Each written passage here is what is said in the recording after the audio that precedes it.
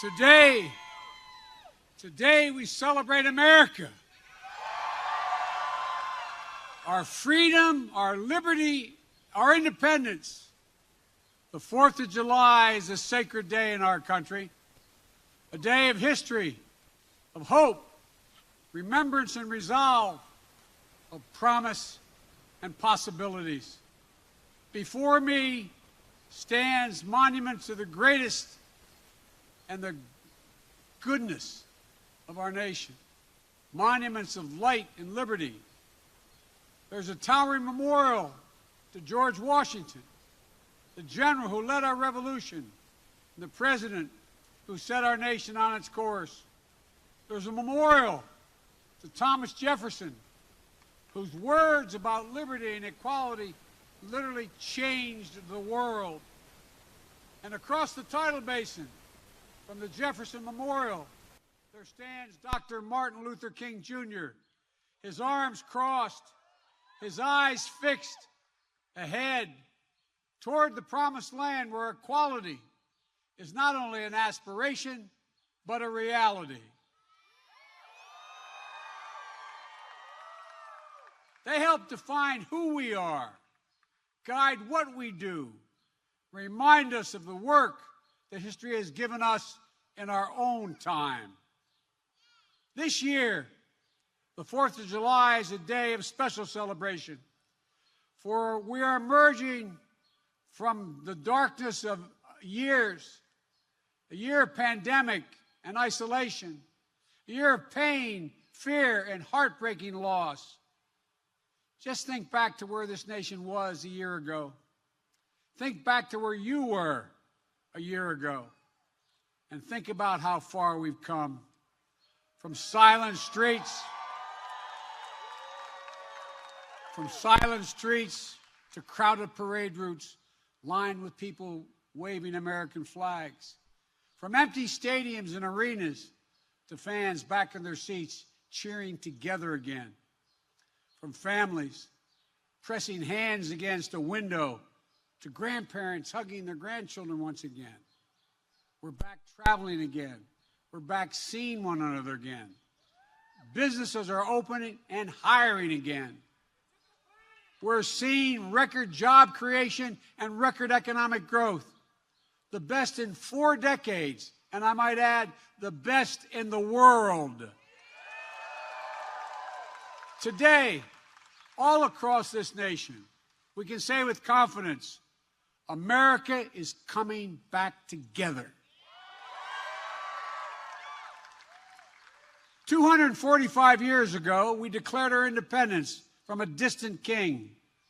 Today, we are closer than ever to declaring our independence from a deadly virus. That's not to say the battle against COVID-19 is over. We've got a lot more work to do. But just as our declaration in 1776 was a call to action, not a reason for complacency or a claim of victory, it was a call to action. The same is true today. Back then, we had the power of an idea on our side. Today, we have the power of science.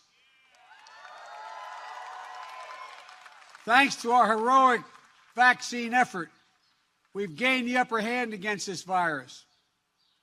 We can live our lives. Our kids can go back to school. Our economy is roaring back. Don't get me wrong. COVID-19 has not been vanquished. We all know powerful variants have emerged, like the Delta variant. But the best defense against these variants is to get vaccinated. My fellow Americans, it's the most patriotic thing you can do.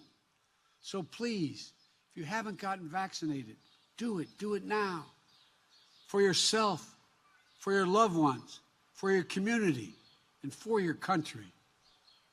You know, that's how we're going to stay ahead of these variants and protect the hard-won progress we've made. We never again want to be where we were a year ago today. So today, while the virus hasn't been vanquished, we know this: It no longer controls our lives. It no longer paralyzes our nation. And it's within our power to make sure it never does again. And for that, we can thank the scientists and researchers, the educators, and all the other frontline and essential workers, like many of you here today, who became the light to see us through the darkness. I hope you know that you, the American people, have been part of one of the most remarkable achievements in American history. But in this moment of joy, we know that this day falls hard on all those who've lost a loved one. As I've told you before, each day I carry a card in my pocket with my schedule on it. And the back of that schedule, on that card, I have the number of Americans who've lost their lives to COVID, the precise number. As of tonight, that number is 603,018 people have lost their lives. There are husbands and wives, mothers and fathers, sons and daughters, brothers and sisters, grandparents, friends, neighbors, co-workers. And we also remember all those who lost this year, that we lost and families lost to other causes of death and cruel twists of fate. They too left behind loved ones, unable to grieve or mourn or find closure. Each of them meant the world to someone they left behind. And those of you who've been through all this know that to heal, you have to remember. We have to remember them. And we will. We'll commit to always remember them. That's what we'll do. I've long said that America is unique. Unlike every other nation on earth, we were founded based on an idea. We hold these truths to be self-evident, that all people are created equal, endowed by their Creator with certain unalienable rights, among them life, liberty, and the pursuit of happiness. And while we've never fully lived up to those words, we have never given up on them. They continue to animate us, and they remind us what at our best we as Americans believe. We Americans, we believe in honesty and decency, in treating everyone with dignity and respect, giving everyone a fair shot, demonizing no one, giving hate no safe harbor, and leaving no one behind.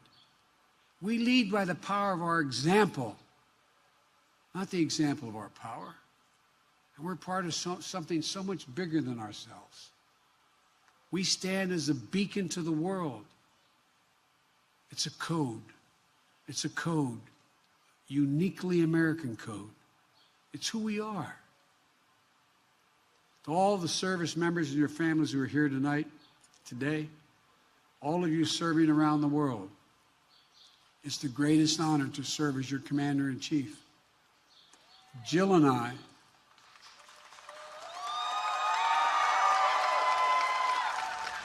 I and our entire family thank you for your service and sacrifice. Like so many military families, thinking of their loved ones who served, we think of our son Bo today. You're all part of a long chain of patriots who pledged their lives and their sacred honor in defense of this nation and democracy around the world, for freedom and fair play, for peace and security and opportunity, for the cause of justice, for the soul of America itself. But the defense of all that we love doesn't fall on your shoulders alone. It falls on all of us, every one of us, every American. Each day we're reminded there's nothing guaranteed about our democracy, nothing guaranteed about our way of life. We have to fight for it, defend it, earn it. Folks, it's up to all of us to protect the right to life, liberty, and the pursuit of happiness. the right to equal justice under the law, the right to vote and have that vote counted, the right to breathe clean air, drink clean water, and know that our children and grandchildren will be safe on this planet for generations to come. The right to rise in the world as far as your God-given talent can take you, unlimited by barriers of privilege or power. One of the great gifts of the spirit of independence, and think about this, one of the great gifts is our capacity to see ourselves whole and see ourselves honestly. What we've gotten right, what we've gotten wrong. It's a measure of the greatness of America, and we are a great nation. We don't seek to bury the wrongs. We face it. We work to make it right. You know, history tells us that when we stand together, when we unite in common cause, when we see ourselves not as Republicans or Democrats, but as Americans, then there's simply no limit to what we can achieve. None. And today, we see the results of the unity of purpose. The unity of purpose in forging in our nation, we're forging in our nation.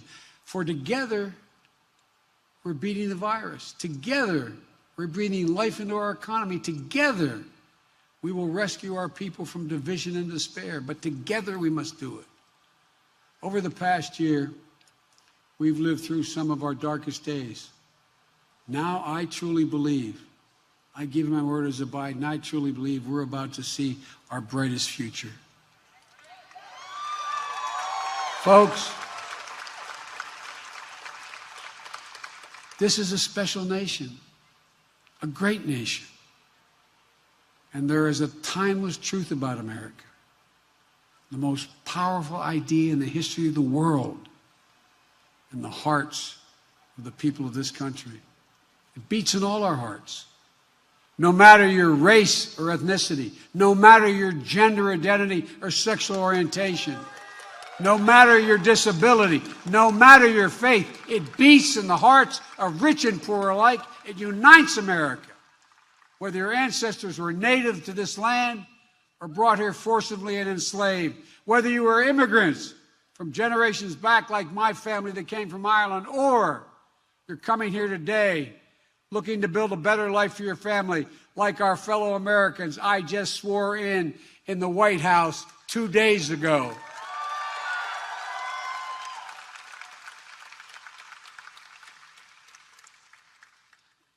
The American creed, we use that phrase, the American creed, because we're all equal, created equal. It was written a long time ago. But the genius is that every generation of Americans has expanded it wider and wider to include those who were excluded before. That's why it's never gathered dust in our history books. It's still alive today. Alive in our hearts, alive in the work of our hands, alive not only in the history we read, but in the history we're making. My fellow Americans, now we are the guardians of that very idea of America. It's up to us to save it, to preserve it, to build on it. And I know we will. On this sacred day, I look out to those monuments on our National Mall and beyond them, into the hearts of our people across the land. And I know this, it's never, ever been a good bet to bet against America. Never. We just have to remember who we are. We are the United States of America. And there's nothing we can't do if we do it together. Folks, happy 4th of July, America. God bless you all, and may God protect our troops. Thank you, thank you, thank you.